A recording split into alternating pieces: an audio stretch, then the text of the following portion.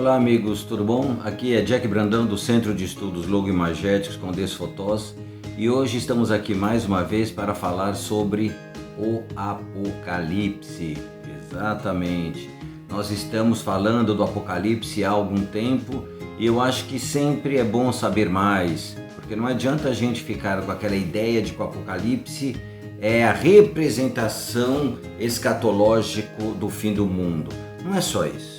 É muito mais do que isso, e muito menos do que isso na realidade.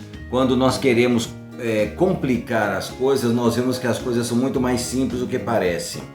Então, na realidade, como eu havia dito nos outros vídeos, nós não podemos esquecer que o Apocalipse é simplesmente o grito de um profeta para dar apoio àquelas pessoas que estavam sendo perseguidas. E nós temos, por exemplo, agora nós vamos tratar de modo especial, o capítulo 6, a figura do cordeiro que abre os selos. Então nós temos 7 selos e o que acontece quando esses selos são abertos? Como a gente viu, o que é um selo? O selo é um lacre. Então nós tínhamos 7 lacres, cada hora o cordeiro abre um lacre. Bom, antes de nós falarmos isso, é importante nós lembrarmos que curtam este canal, inscrevam-se neste canal, na realidade, curtam este vídeo, assinem o sininho de notificações, isso é muito importante para nós. E vamos lá, pessoal, galera aí, ó, vamos nos inscrever nesse canal, tá bom? Porque é assim que vai fazer com que nós consigamos permanecer trazendo sempre novas informações a respeito da imagem. Bom, vamos lá, roda a vinheta para a gente continuar.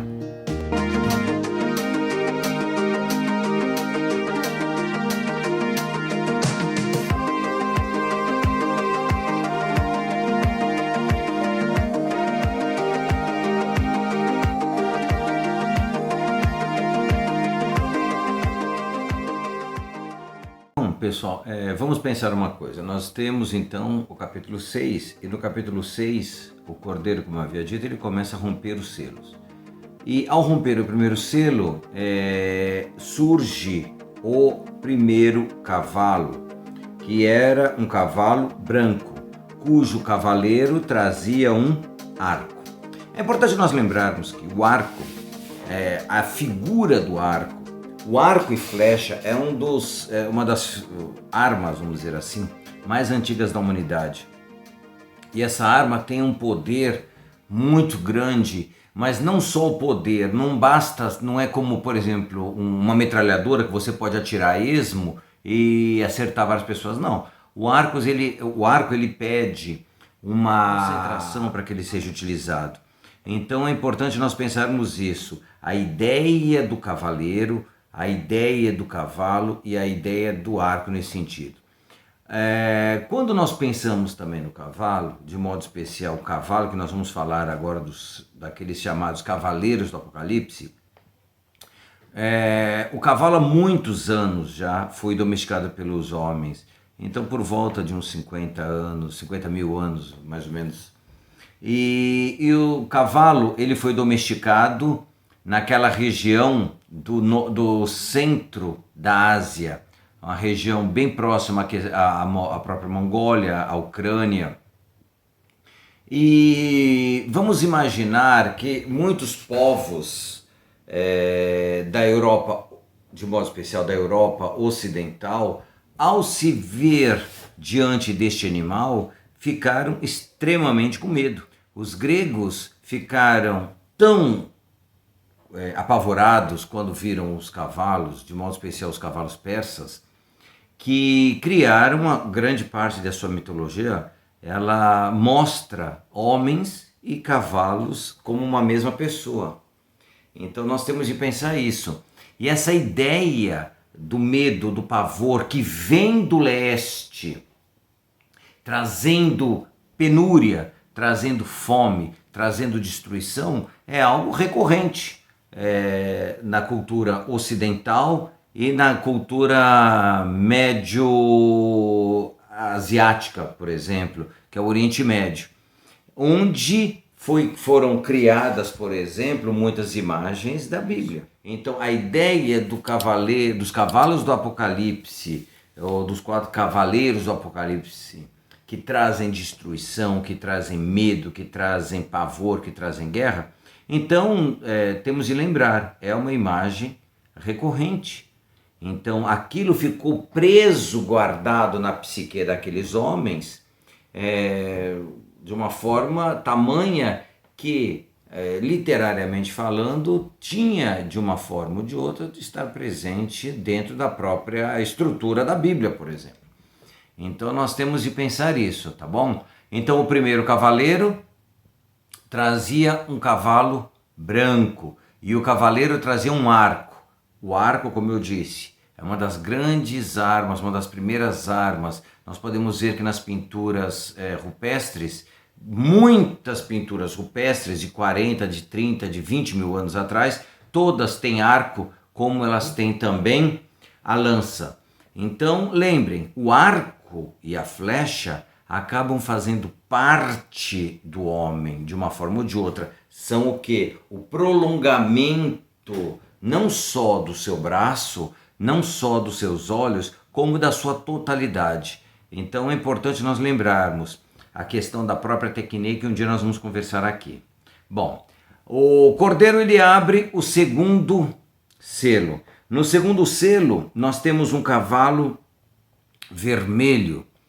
Vermelho lembra a cor do fogo, ok? Então ele traz uma grande espada. A espada, nós já sabemos, assim como o arco, é um próprio símbolo da morte. É um símbolo de destruição, é um símbolo também de poder. Assim como o arco também é um símbolo de poder, de modo especial, um poder da realeza. Isso também está na heráldica, por exemplo, assim como a espada. Então esses cavaleiros, eles vêm do leste, muitas vezes, como a gente havia falado, e vêm trazendo destruição. Primeiramente o cavalo branco, depois o cavalo vermelho, com a espada, e com a sua espada ele ia destruindo tudo ao seu redor.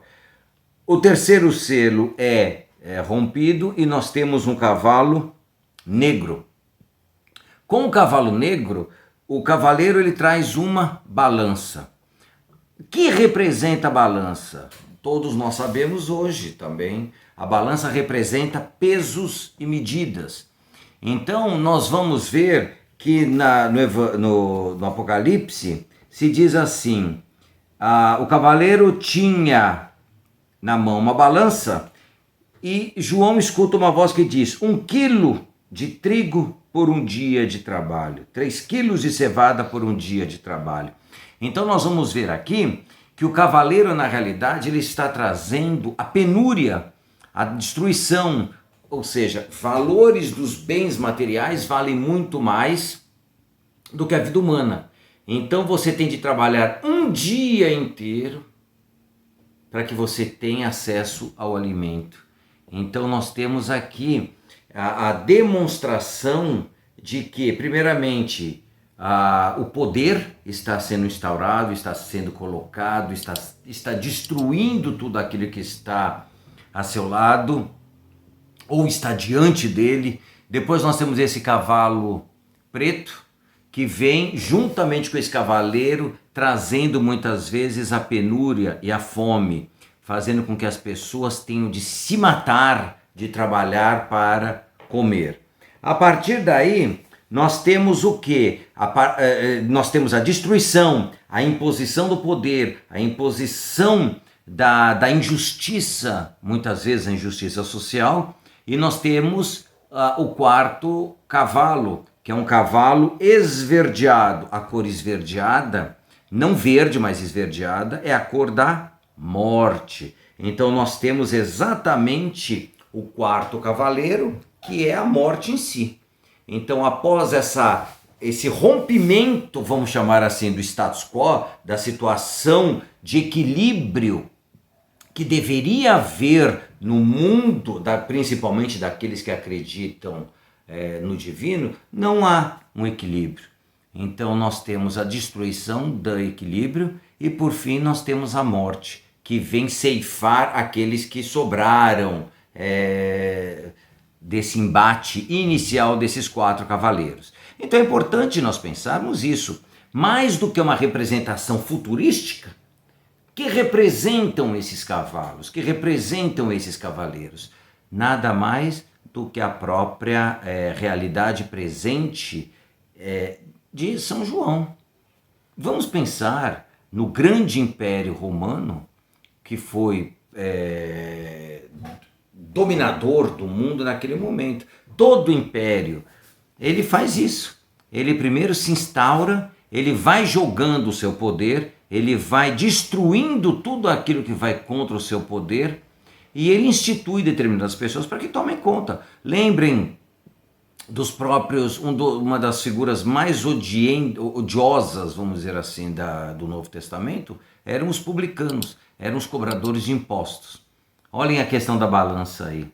Então nós temos a questão dos impostos, que caem muitas vezes sobre as pessoas mais simples, que têm de arcar com os custos elevados da manutenção de um Estado pesado, como por exemplo era o Estado romano. Vamos pensar no nosso Brasil, cara. Nós, a grande maioria da população, paga muito imposto para que meia dúzia de pessoas tenham grandes privilégios e que vivem para que possam viver como reis. Os reis da antiguidade provavelmente sentiram inveja desses políticos que nós temos hoje aqui. Então, o Cordeiro, ele rompe o 5º selo. Ao romper o 5º selo, aparecem diante do Cordeiro os mártires da fé, ou seja, aquelas pessoas que naquele momento de provação começaram a dar a sua vida ao Cordeiro, ou seja, os primeiros cristãos. Só que ao aparecer esses primeiros cristãos, esses mártires diante do Cordeiro, foram-lhes dados vestes brancas. As vestes brancas representam a ressurreição. Então, ou seja, é o símbolo do ressuscitado, é o símbolo de Jesus ressuscitado. Tudo bem? Então, este branco, neste caso, ele representa a vitória de Jesus perante a morte e perante todas essas tribulações pelas quais aqueles cristãos estavam vivenciando naquele momento. Estes mártires da fé, eles pedem ao Cordeiro a justiça. Que justiça? Que Deus dê a eles e àqueles que ficaram sofrendo a tribulação justiça. Então aí abre-se o 6º selo. Quando se abre o 6º selo, ocorre exatamente o que? Grandes catástrofes mundiais. Então nós temos um grande terremoto. Então reparem que nós vamos ter a utilização de elementos, de imagens voltadas para a natureza. Então nós temos um grande terremoto, o sol escurece, a lua tem cor de sangue, o céu se enrola como uma folha de pergaminho, as montanhas e as ilhas são arrancadas de seu lugar. Por fim, os poderosos, eles se escondem.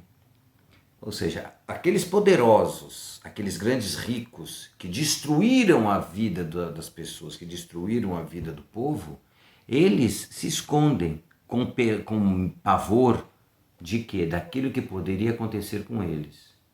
Então, olhem bem a imagem criada dentro do Apocalipse.